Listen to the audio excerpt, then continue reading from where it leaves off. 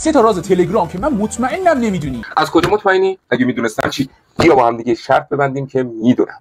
اولیش اگه بخوای به یه نفر پیام بدی و طرف نتونه از نوتیفیکیشن پیام تو ببینه، مجبور بشه وارد بشه و تو سینشو ببینی. آخ خیلی دوست دارم اینجور آدما رو بسوزونم. بگو ببینم بعد چیکار کنی؟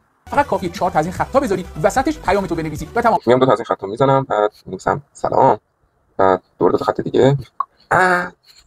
سیکرت شد. بزن روش، نشون میده.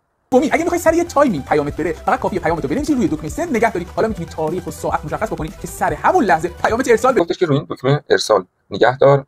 اینو میزنی اینجا، میتونی مثلا بذاری فردا ساعت مثلا 11:40 این متن بره، پیامت بره.